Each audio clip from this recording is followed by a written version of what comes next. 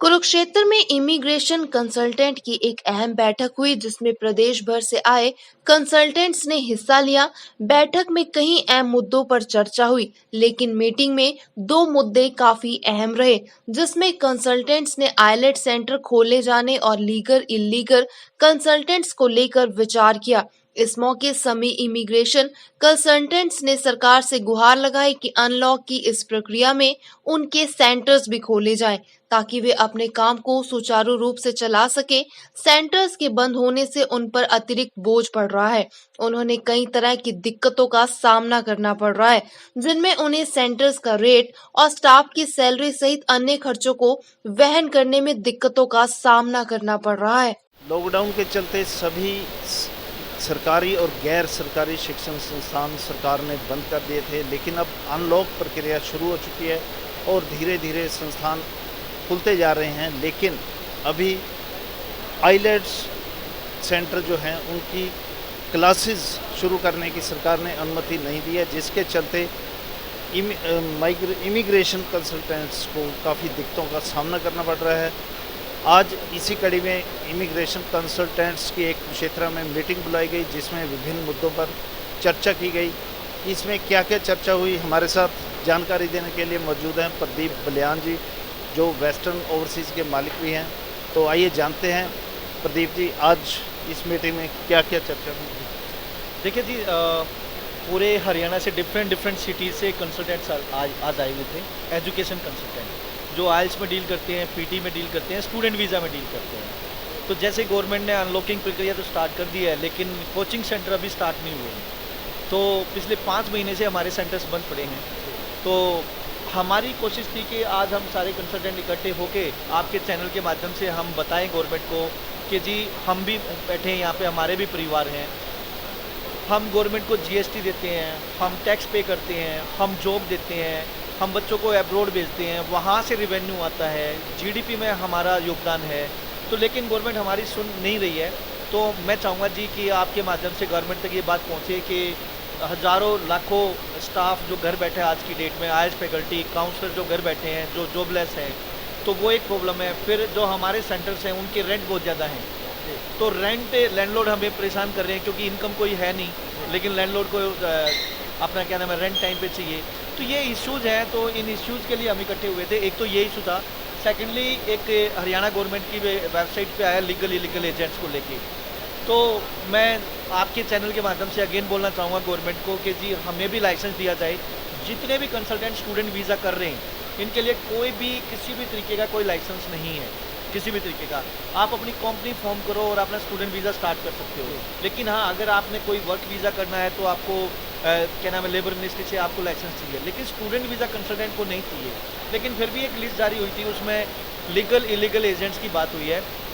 तो मैं कहना चाहूँगा, गवर्नमेंट से निवेदन करना चाहूँगा कि पंजाब गवर्नमेंट की तर्ज पे हरियाणा में भी हमारे काम को, हमारे प्रोफेशन को रिकॉग्नाइज़ किया जाए।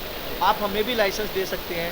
लाइसेंस देने का मतलब ये है कि सब कुछ स्ट्रीमलाइन हो जाएगा और उससे गवर्नमेंट को रिवेन्यू भी जाएगा। रिवेन्यू जैसे कि आप एक तो क्या नाम है एक फ़ीस रख सकते हैं, लिमिट एक छोटी सी फ़ीस रख सकते हैं कि भाई हमारा जो काम है उसके हिसाब से हमारी एक फ़ीस हो सकती है कि जी आप ये फ़ीस पे करो और आप अपना लाइसेंस लो। सेकेंडली आप रेंट डीड रजिस्टर्ड करा सकते हो। रेंट डीड रजिस्टर्ड होगी तो उसमें भी एक तरह से गवर्नमेंट को रिवेन्यू जाएगा।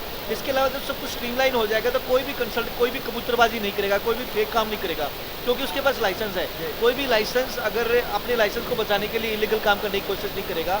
तो मैं अगेन रिक्वेस्ट करना चाहूँगा गवर्नमेंट को कि जी हमें कंसल्टेंट्स को रिकॉग्नाइज दे, हमें क्या नाम है एक नंबर में हमें लाइसेंस दे, ताकि गवर्नमेंट को भी रिवेन्यू जाए और जो कंसल्टेंट फेक काम कर रहे हैं वो फेक काम करना बंद हो जाए। और गवर्नमेंट स्ट्रीमलाइन होने से क्या होता है कि कोई भी गलत काम करने से बचेगा और लीगल तरीके से सब कुछ चलेगा। कि उसमें गवर्नमेंट को भी कोई भी पैसा जाएगा, चाहे वो टैक्स के तरीके से, चाहे जीएसटी के तरीके से, या फिर क्या नाम है लाइसेंस के तरीके से, या फिर आपने कोई जो रेंट डीड रजिस्टर्ड की है तो उसमें भी स्टाम्प ड्यूटीज़ लगती है, तो उस तरीके से गवर्नमेंट को काफ़ी अच्छा रिवेन्यू जा सकता है। प्रदीप जी, पीछे एक लिस्ट भी जारी हुई थी जिसमें काफ़ी जो सेंटर्स वाले हैं उनके नाम भी नहीं आए। तो उसमें ऐसा कैसे हो गया? डेफिनेटली वो पता नहीं, समझ नहीं आ पा रहा। हमने भी कोशिश की है, हम विज साहब से भी मिले थे पीछे, तो हमारी एक पर्सन गया था एज ए, हम 5-7 पर्सन गए थे। तो हमारी रिक्वेस्ट है गवर्नमेंट से, अगेन बोलना चाहेंगे कि वो लिस्ट पता नहीं कहाँ से निकल के आई है, तो हम भी चाहते हैं कि हमारा भी उसमें नाम आए। तो अगेन गवर्नमेंट, पंजाब गवर्नमेंट की तरफ पे आप लाइसेंस दे सकते हैं। तो लाइसेंस देने से हम 15 साल से काम कर रहे हैं, एक नंबर में काम कर रहे हैं, फैमिली बिजनेस है। हम सैकड़ों बच्चों को, हज़ारों बच्चों को आईएलटीएस पीटी करा के गवर्नमेंट बच्चों को बाहर भेज चुके हैं। काफ़ी बच्चे एनआरआई हो चुके हैं, एनआरआई होके वो पैसे इंडिया में भेज रहे हैं। काफ़ी बच्चे ऐसे हैं जो बाहर पढ़ के इंडिया में वापस आए और आजकल टाइकून है, लाइक वो कोई पॉलिटिक्स में है, कोई बिजनेस में है, कोई किसी और क्षेत्र में है। तो मेरा कहने का मतलब ये है कि वो समझ नहीं आ पा रहा। हमने एडमिनिस्ट्रेशन से बात करने की कोशिश की है, तो कोई भी हमें जस्टिफिकेशन नहीं मिला है कि वो कौन सा कोई लिस्ट है। और अगर उस लिस्ट की भी बात करें तो काफ़ी कंसल्टेंट के नाम उसमें ऐसे हैं जो आजकल काम ही नहीं कर रहे हैं। तो हज़ारों कंसल्टेंट्स अपना इसमें हैं, हरियाणा में हैं, जो अच्छा काम कर रहे हैं। लेकिन गवर्नमेंट को समझना पड़ेगा हमारी प्रॉब्लम, और प्रॉब्लम को समझते हुए पंजाब गवर्नमेंट की तरफ पे लाइसेंस इशू कर दे, ताकि हम सारे के सारे लीगली स्ट्रीमलाइन एक नंबर में काम करें। प्रदीप जी, लीगल और इलीगल, इसका पैरामीटर क्या है? किस तरह से गवर्नमेंट देखती है इसको, या किस तरह से हमारे जो सेंटर मालिक हैं ये देखते हैं? देखिए, इलीगल का मतलब ये है कि आप बाहर 2 नंबर में जा रहे हैं। कोई टूरिस्ट वीज़ा पे गया, वहाँ पे इलीगल रहने लग गया। कोई यहाँ से डोंकी चला गया, एक कंट्री पार करके दूसरी कंट्री पार करके, मतलब यूएस में एंटर कर रहे हैं या यूरोप में एंटर कर रहे हैं, किसी और कंट्री में एंटर कर रहे हैं, वो इलीगल है। लीगल का मतलब ये है, आप स्टूडेंट वीज़ा पे जा रहे हैं, आप अपने एकेडमिक डॉक्यूमेंट दिखाएं, आप एम्बेसी की सारी डॉक्यूमेंटेशन कंप्लीट करें, आपका वीज़ा भी आएगा या रिजेक्ट भी होगा, तो वो लीगल है। उसमें क्या होता है कि हमें यूनिवर्सिटी और कॉलेज से कमीशन मिलता है, हम स्टूडेंट से 10-5 हज़ार रुपये सर्विस चार्ज ले लेते हैं। That is legal one. जो हमें पैसा आ रहा है, हम बच्चे से ले रहे हैं, डेफिनेटली हम उस पर जीएसटी भी पे करते हैं, हम टैक्स भी पे करते हैं। तो लीगल का मतलब आप जिस काम के लिए जा रहे हैं, पर्टिकुलर उस काम के लिए जाए, चाहे वो स्टूडेंट वीज़ा है, चाहे टूरिस्ट वीज़ा है, चाहे बिजनेस वीज़ा है, चाहे इन्वेस्टमेंट वीज़ा है, एक नंबर में जा रहे हैं, जिस पर्पज से जा रहे हैं वही काम कर रहे हैं। इलीगल जो 2 नंबर में जा रहे हैं, जो वहाँ जाके अंडरग्राउंड हो जाते हैं और इलीगल तरीके से रहते हैं, that is illegal. Pradeep ji, आज ये मीटिंग हुई है, कुरुक्षेत्र में मीटिंग हुई है, तो किस किस डिस्ट्रिक्ट से लोग यहाँ पे पहुँचे? यहाँ पे पूरे हरियाणा से कंसल्टेंट्स हैं, चाहे अम्बाला, कुरुक्षेत्र, करनाल, सोनीपत, यमुनानगर, इधर लाडवा, पेवा, सिरसा, हिसार, हर एक डिस्ट्रिक्ट से कंसल्टेंट्स आए हुए हैं। और मैं धन्यवाद देना चाहूँगा या वेलकम करना चाहूँगा सारे कंसल्टेंट्स का, जिन्होंने पार्टिसिपेट किया। और हमने बस यही है बात की है कि भाई किस तरीके से हम गवर्नमेंट तक आपकी बात अपनी बात पहुँचाएँ। जी, धन्यवाद प्रदीप जी। ये थे हमारे साथ वेस्टर्न ओवरसीज़ के मालिक प्रदीप बलियान जी, जिन्होंने हमें तमाम जानकारी देते हुए बताया कि आज के मीटिंग में क्या क्या मुद्दों पर डिस्कस हुई और आगे ये अपनी लड़ाई किस तरह से लड़ेंगे। जी संदीप जी, क्या क्या समस्याओं का सामना करना पड़ रहा है? गवर्नमेंट ने अभी तक आपको आईलेट्स की क्लासेस लगाने की परमिशन नहीं दी, किन किन समस्याओं से जूझ रहे हैं आप? देखिए, समस्याएं तो बहुत सारी हैं। मेरा एक ही जो मेन कंसर्न है कि जैसे अनलॉक की जो प्रक्रिया शुरू हुई, तो गवर्नमेंट ने सारे सेक्टर्स को कहीं ना कहीं कुछ रिलैक्सेशन दिया है।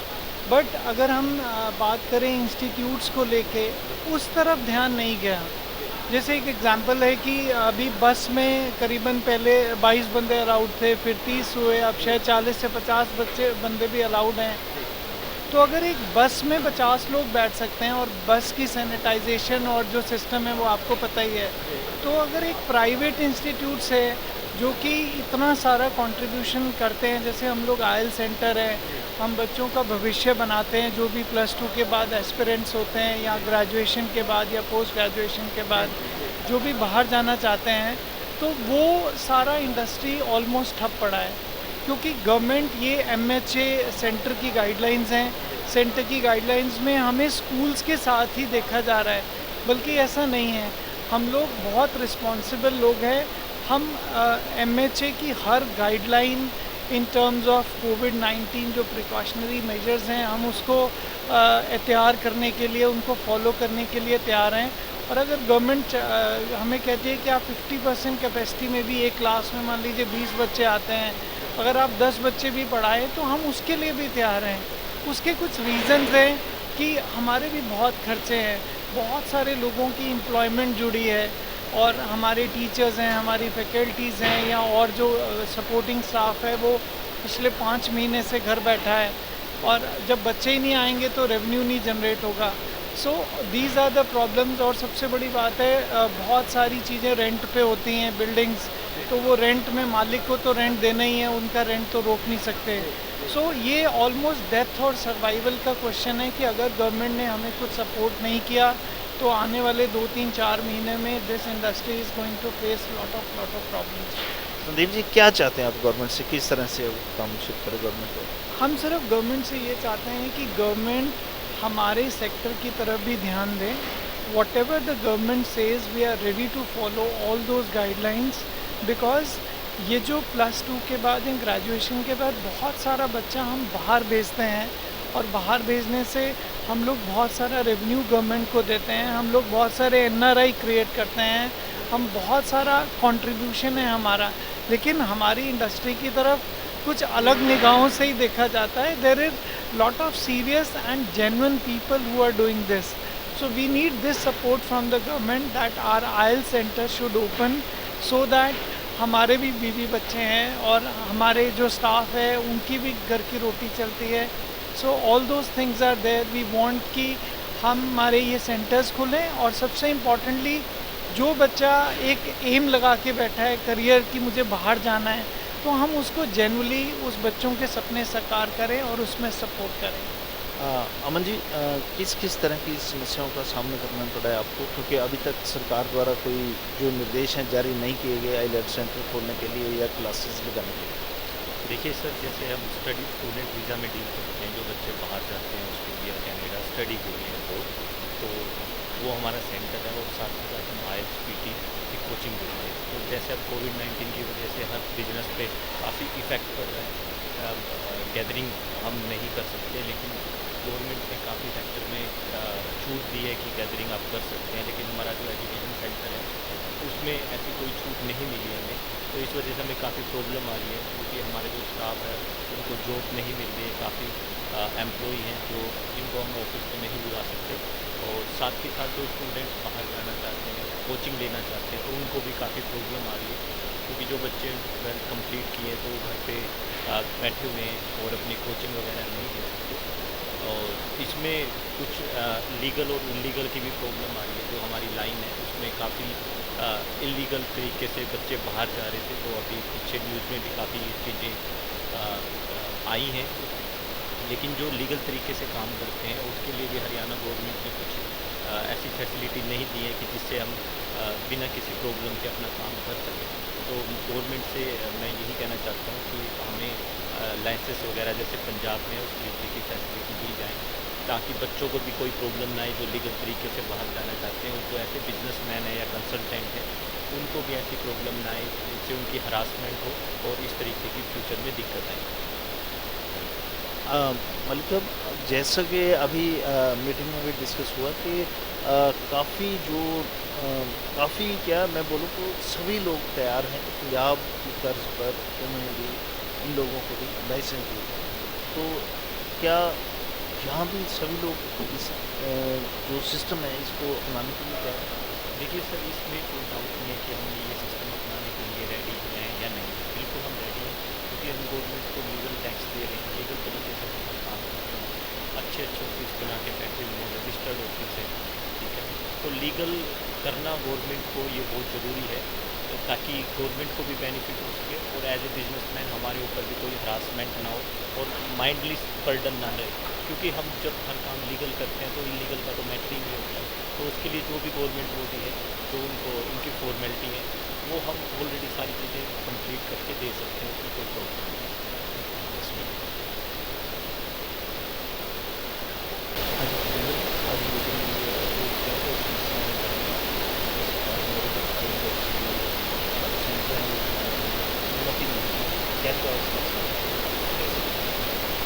सर देखिए, लास्ट 5 मंथ से ऑलमोस्ट 6 मंथ हो गया जो हमारे IELTS सेंटर्स क्लोज है। IELTS सेंटर्स में बेसिकली अभी जो गवर्नमेंट की जो गाइडलाइंस है इसमें कोई भी एजुकेशन इंस्टीट्यूट नहीं ओपन हो सकते। उस पर थोड़ा सा गवर्नमेंट की नॉलेज में उनको भी लेके आना चाहते हैं कि जो हम लोगों का जो स्टूडेंट है वो थोड़ा बहुत प्रॉब्लम होती है, जिसमें जो बच्चा हम लोगों के पास आता है वो 18 प्लस आता है, जो 18 ईयर्स ऑनवर्ड आता है। एक एडल्ट स्टूडेंट आता है जिसको वोटिंग राइट्स है, जिसको इस देश का भविष्य बनाने की जिसके पास में ताकत है, उसको एटलीस्ट पता है कि मुझे कोरोना से कैसे बचना, कैसे नहीं बचना। हम लोगों की गवर्नमेंट से यही एक रिक्वेस्ट है कि प्लीज़ हम लोगों को उस कैटेगरी से बाहर निकाला जाए जहाँ पर छोटे बच्चों के लिए प्रॉब्लम्स हैं, जहाँ पे उनके पेरेंट्स नहीं चाहते कि बच्चे स्कूल्स में कॉलेजेस के अंदर जाएँ अभी और कोरोना से इन्फेक्टेड हो। सो हम लोगों की रिक्वेस्ट इस गवर्नमेंट से यही है कि वो प्लीज़ हम लोगों के इंस्टीट्यूट्स को अलाउ करें, जो भी गाइडलाइंस हैं, जो भी हम लोग गाइडलाइंस फॉलो करनी है, लाइक मास्क और सैनिटाइजेशन जो करना है, हम लोग उन सभी गाइडलाइंस को प्रॉपर्ली फॉलो करने के लिए तैयार है और हमारे बिजनेस के लिए कमीशन इसमें गवर्नमेंट का भी बहुत बड़ा लॉस हो रहा है, रेवेन्यू लॉस भी बहुत ज़्यादा है जो हम लोग गवर्नमेंट को अभी शायद नहीं चीज़ों को देख पा रहे हैं, क्योंकि हर तरह की एक्टिविटीज़ गवर्नमेंट ने ओपन करी है, चाहे वो शराब के ठेके हों, चाहे वो इसके अलावा किसी भी तरह के इंडस्ट्रीज़ हों, सब चीज़ों का अलाउ किया है। कि गवर्नमेंट को कहीं ना कहीं हमें एक इम्प्रेशन आ रहा है कि गवर्नमेंट को जहाँ से गवर्नमेंट को रेवेन्यूज़ मिल रहा है उन सब चीज़ों को गवर्नमेंट ने अलाउ किया है। बट एक एजुकेशन सेक्टर ऐसा कि जहाँ से गवर्नमेंट को लगता है कि आप रेवेन्यू नहीं मिल रहा। बट हम लोग जो है हम लोग बहुत डिफरेंट है एजुकेशन सेक्टर से। हम लोग अपने बच्चों को ओवरसीज़ एजुकेशन के लिए बाहर देते हैं, फॉरेन एजुकेशन के लिए देते हैं। जो बच्चा फॉरेन एजुकेशन लेने के लिए जाता है वो कल को NRI बन के इस कंट्री के अंदर आते हैं और उनके यहाँ से हम लोगों के पास में डायरेक्ट इन्वेस्टमेंट आती है। मैं अगर अपने डिस्ट्रिक्ट की बात करूँ, इसको करनाल की बात करूँ, तो करनाल से नियर बाय 10,000 स्टूडेंट्स बाहर है जो आज करंट सिचुएशन में। और एक बच्चा जेन्युइनली हम लोग लेकर के बोले कि साल में 2 लाख रुपए भी अगर इंडिया में अपने घर में बेचता है, तो आप देखिए कि सिर्फ मेरी डिस्ट्रिक्ट के अंदर जहाँ 10,000 बच्चा बाहर है और साल में 2 लाख रुपये अगर लोग भेज रहे हैं अपने घर पे, तो आप देखिए कि उस लोकल जो मेरी इकॉनमी है, लोकल सिर्फ जो करनाल की इकॉनमी है, उसके अंदर 10,000 बच्चों को आप 2 लाख से मल्टीप्लाई करें तो शायद हमें लोगों को ज़ीरो भी बहुत बार काउंट करने पड़ेंगे कि कितना रेवेन्यू आ रहा है और कितना हम लोगों का इंडायरेक्टली लॉस हो रहा है। एक सो मेरी पुरजोर एक अपनी फर्टिलिटी अपने जो ओवरसीज़ एजुकेशन के जो मेरे लोग हैं सब लोगों को भाइयों की तरफ से एक रिक्वेस्ट है कि प्लीज़ इसको अलाउ किया जाए, हमारे इजाज़त। कंवर सिंह जी, आज मीटिंग हुई है, मीटिंग में क्या क्या डिस्कशन हुई है और किन किन समस्याओं का आपको सामना करना है? सर, जो आज मीटिंग हुई है उसके अंदर जो मेन जो मुद्दा था वो ये था कि हरियाणा के अंदर जितने भी कंसल्टेंट है जो स्टडी वीज़ा को प्रमोट करते हैं, स्टडी वीज़ा पे बच्चों को बाहर भेजते हैं, उनके पास कोई ऑथराइजेशन नहीं है। सबसे पहला मुद्दा यही है कि उनको ऑथराइज़ किया जाए, बिकॉज़ अगर आपके पास ऑथराइजेशन नहीं है, कहीं ना कहीं आप इनसिक्योर फील करते हैं। जब आप इनसिक्योर फील करेंगे तो आप अपने काम में प्रोडक्टिविटी नहीं लेके आ पाएंगे। जी सर, तो ये मेन मुद्दा था सर आज। तो लीगल और इलीगल ये दो चीज़ें थी जिसके बारे में इस कुछ विचार विमर्श हुआ क्या? हाँ जी सर, लीगल और इलीगल के बारे में विचार विमर्श हुआ है। जितने भी अगर हम बात देखते हैं कि जैसे USA में जो बच्चे डिपोर्ट हुए थे या जो डोंकी के रास्ते जाते थे, कुछ एजेंट्स उठाए गए थे, लगभग 136 या 40 के आसपास का जो है नंबर जो नंबर है वो सरकार ने दिया न्यूज़पेपर में। तो जो इलीगल एजेंट है ना, उसकी कोई शौक होगी सर, ना वो अपने आप को प्रमोट करेगा, ना उसका कोई अपना कोई प्लेटफॉर्म होगा, ना उसका कोई एग्रीमेंट्स होगा। हम जो काम कर रहे हैं हमारे कॉलेज यूनिवर्सिटी के साथ एग्रीमेंट होते हैं, जो इंटरनेशनल लेवल पे एसोसिएशंस होती हैं उनके मेंबर्स होते हैं, और जब हमारा एग्रीमेंट हो जाता है कॉलेज यूनिवर्सिटी के बाद, उसके बाद एक लीगल फॉर्मेट है, एप्लीकेशन फॉर्म जाता है, फिर उसके बाद विद सोर्स बच्चे की जो ट्यूशन फीस है वो अकाउंट से कॉलेज यूनिवर्सिटी को ट्रांसफ़र होता है, उसकी फिर बाकायदा रिसिप्ट्स आती हैं, फिर हाई कमीशन में फ़ाइल जाती है। इवन हाई कमीशन के अंदर हम मेंशन भी करते हैं कि हम इस बच्चे की, फॉर एग्जांपल कि कोई बच्चा है उसने कोई एजेंट हायर किया है, तो उसके अंदर बाकायदा मेंशन किया जाता है कि मैंने इस एजेंसी की मदद ली है। तो अगर हम इलीगल हैं, लीगल नहीं है, तो हाई कमीशन के अंदर हम अपना नाम कैसे प्रेजेंट कर रहे हैं? मुझे इस बात पर जवाब दीजिए। जी सर, थैंक यू जी। देश प्रदेश की ओर से बातचीत करने के लिए बहुत बहुत धन्यवाद आपका। इस मौके सभी इमिग्रेशन कंसल्टेंट्स ने सरकार से एक मांग और की, जिसमें उन्होंने इमिग्रेशन कंसल्टेंसी के लिए लाइसेंस देने की बात कही। कंसल्टेंट्स ने कहा, यदि सरकार पड़ोसी राज्य पंजाब की तर्ज पर उन्हें लाइसेंस जारी करे तो लीगल इल्लीगल कंसल्टेंट्स का पता चल जाएगा और सरकार को लाइसेंस जारी करने पर रेवेन्यू भी मिलेगा और छात्र भी भ्रमित नहीं होंगे। ईश्वर जी, आज मीटिंग रखी गई थी, क्या क्या मुद्दे रहे मीटिंग में और क्या रिस्पॉन्स रहा मीटिंग में? सर देखिए, बहुत सारी चीज़ें आज हमें क्लियर हुई है। हम लॉकडाउन के टाइम से काफ़ी टाइम से घर बैठे हैं और गूगल को मैसेज कर रहे हैं कि भी होने वाला क्या है। तो ये एक मैसेज था, अवेयरनेस है आने वाले टाइम के लिए, और हमारा जो संगठन एसोसिएशन के लिए कुछ हम प्लानिंग कर रहे हैं। तो उसमें जो डिटेल की चीज़ें जो हमें अगर किसी को अपनी मैसेज कन्वे करना है, इसमें बहुत सारे लोग इन्वॉल्व हैं, स्पेशली ऑफिस को ओपन करने के लिए जो IELTS के सेंटर है ओपन नहीं हो पा रहे हैं। हमारी एसोसिएशन है, उसका मुद्दा क्लियर नहीं है। जैसे हम कुछ कंसल्टेंट हैं जो स्पेशलिटी रखते हैं। फॉर एग्जांपल मैं इंजीनियर का ही काम करता हूँ, तो मैं उसको इंजीनियर स्पेशलाइजेशन के अंदर और ज़्यादा मेहनत कर रहा हूँ। अब मेरा कोई दूसरा इलीगल और पूरी चीज़ों में कोई भी काम नहीं है, बट सरकार गवर्नमेंट को ये चीज़ें क्लियर नहीं है। तो अब आज एक प्लेटफॉर्म मिला है, इससे हम ये बता सकते हैं कि आज हम एक मैसेज और एक रिप्रेजेंटेशन, लीगल डॉक्यूमेंटेशन गवर्नमेंट को दिखा सकते हैं कि इस तरह का एक बिज़नेस है और ये बिज़नेस कुछ एथिकल तरीके से भी किया जाता है, ना कि सरकार जो है परमिशन दे रही है जैसे क्लासेस लगाने, तो इस तरह से मैनेज कर रहे हैं आप? सर फर्स्ट ऑफ ऑल तो इट्स वेरी बहुत हार्ड है, बिकॉज अगर मेरे जैसा एक बिजनेसमैन कुछ 12-15 स्टाफ के साथ पहले कोई काम करता था, आज हार्डली 5 लोग 6 लोग मैनेज कर पा रहा हूँ। तो आप नहीं आ पा रहे हैं, वो घर पर बैठे हैं, वो भी चाहते हैं कि वो लोग इट्स वेरी टफ मैनेज करने का। अभी IELTS का भी कुछ भी नहीं है, बट हम अपने एंड पे कुछ अंदर ऑपरेशन के अंदर कुछ ट्रांसफॉर्मेशन, कुछ ट्रेनिंग मॉड्यूल इस तरह से करके मोटिवेशन करके हम ऑफिस का टाइम पास कर रहे हैं। तो कुछ वीज़ाज़ हैं, कुछ फाइल्स बनवानी पड़ी थी, उनको अप्लाई कर रहे हैं, बट होपफुली अब कुछ उम्मीद लग रही है हमें कुछ हो पाएगा। तो बहुत बहुत धन्यवाद देश प्रदेश खबर से बातचीत करने के लिए। Thank you. आप लोगों को भी बहुत बहुत धन्यवाद सर, आप लोग की ये मैसेज हमारा पब्लिक तक पहुँचाए, गवर्नमेंट तक पहुँचाए। All the best. जी, आज मीटिंग रखी गई थी, मीटिंग में क्या कुछ रहा, कैसे डिस्कशन हुई, किस हद तक कोई डिस्कशन है?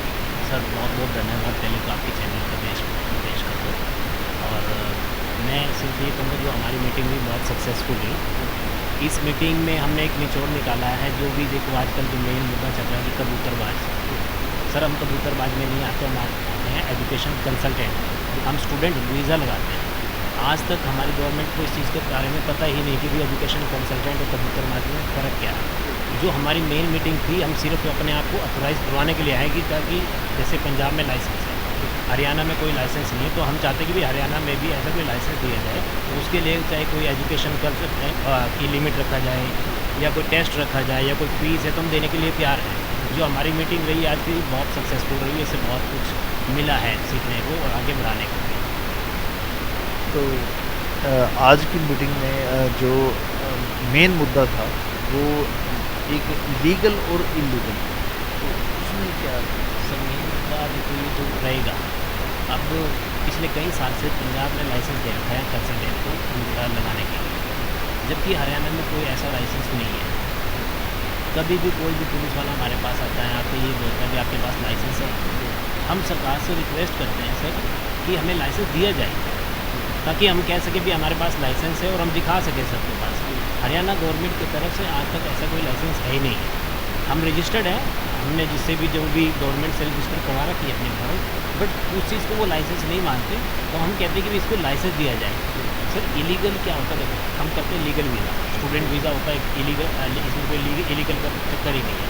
बच्चे का ऑफर लेटर आता है, बच्चा फीस भरता है, उसका वीज़ा लगता है, बच्चा फ्लाइट लेके जाता है, तो वहाँ जाके वो पढ़ता है, हम स्टूडेंट वीज़ा लगाते हैं। इलीगल जो होता है, जो वर्क परमिट लगा के भेजते हैं, यहाँ से वर्क परमिट मिलेगा बच्चे को, वहाँ जाके या आजकल USA का मुद्दा चला हुआ है, जो बच्चे दीवार कूद के वापस आ जाते हैं, वो इलीगल है। सर हम लीगल काम करते तो मैं ये कहूँगा कि हम लीगल काम कर रहे हैं तो गवर्नमेंट भी हमें ऐसे कोई लीगल लाइसेंस बनाए जिसके लिए हम आगे चले। बहुत बहुत धन्यवाद देश प्रदेश खबर से बातचीत करने के लिए। बहुत ज़्यादा डिमांड नहीं है सर, बहुत ही बेसिक डिमांड है। आई थिंक पूरा मार्केट ओपन है, खाने की जगहें ओपन है, बट कहीं ना कहीं हम लोग जो एजुकेशन प्रोवाइड कर रहे हैं कॉलेजेस, इंस्टीट्यूट्स या स्कूल्स, हम अभी भी ओपन नहीं हो पा रहे हैं। इसका प्रॉब्लम ये आ रहा है कि कहीं ना कहीं हमारे बहुत सारे एक्सपेंसेस हैं, रेंट जाता है, हमारे एम्प्लॉयज़ की सैलरीज है, मिसलेनियस एक्सपेंसेस हैं, EMIs होती हैं। अभी प्रॉब्लम है इतने महीनों से कि हमारे खर्चे सेम है, हमें पे करना पड़ रहा है, but at the same time revenue generate नहीं हो रहा है। तो कहीं ना कहीं अगर ओपन होता है, मे बी बहुत ज़्यादा ओपन हम एक साथ ना करें, कुछ रिस्ट्रिक्टेड नंबर्स के बच्चों के साथ अगर हम पढ़ा सकें तो बहुत ज़्यादा हमारे लिए हेल्पफुल हो जाएगा अपने खर्चों को निकालना और सर्वाइव करना इस पैंडेमिक। जो भी है वो हम लोग फॉलो करेंगे, बिकॉज अभी जैसे ऑफिस हमारा नॉर्मली वीज़ा प्रोसेसिंग के लिए ओपन है, तो we are adhering to all the rules that have been provided. हम लोग मास्क पहना रहे हैं, हम लोग सैनिटाइज कर रहे हैं प्रॉपर्ली। तो कहीं ना कहीं अगर एजुकेशन की लाइन भी स्टार्ट होती है तो हम उसमें भी रूल्स को फॉलो करें। मैम लाइसेंस को लेकर क्या कोई डिमांड है, लीगल इलीगल को लेकर? लाइसेंस को लेकर बहुत ज़रूरी है कि लीगल और इलीगल का डिफरेंस क्रिएट किया जाए मार्केट में। कई जगहों पे देखा गया कि इलीगली बच्चों से बहुत पैसे लेकर बच्चों को सपने दिखाकर इलीगली दूसरी कंट्रीज़ में भेजा जा रहा है। तो इस चीज़ को लेकर सरकार को कुछ ना कुछ ज़रूर करना चाहिए, ताकि जो लोग जेन्युइनली बच्चे को बाहर भेजना चाह रहे हैं, जेन्युइनली एफर्ट कर रहे हैं, उन्हें भी कुछ ना कुछ इस चीज़ का बेनिफिट मिले और बच्चे का फ्यूचर कहीं ना कहीं ख़राब ना हो। आई थिंक पंजाब में ऑलरेडी लाइसेंसिंग सिस्टम है, तो अगर हमारे यहाँ पे भी हो जाता है तो बच्चे के लिए बहुत इजी रहेगा सही और गलत में डिफरेंस। गवर्नमेंट को भी रेवेन्यू ट्रैक करना इजी रहेगा। हम लोग अपने टैक्स जो पेमेंट है वो गवर्नमेंट को कर सकते हैं और कहीं ना कहीं गवर्नमेंट को रेवेन्यू जनरेशन में हेल्प होगा।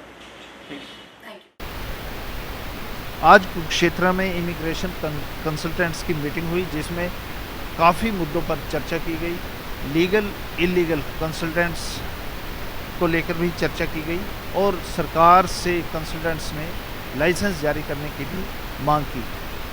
इसके साथ साथ आईलेट्स सेंटर खोलने की भी मांग की गई। हमें दीजिए इजाज़त। देश प्रदेश खबर को लाइक करना और सब्सक्राइब करना मत भूलिएगा। कैमरा पर्सन JP के साथ BS गुलियानी, देश प्रदेश खबर, कुरुक्षेत्र।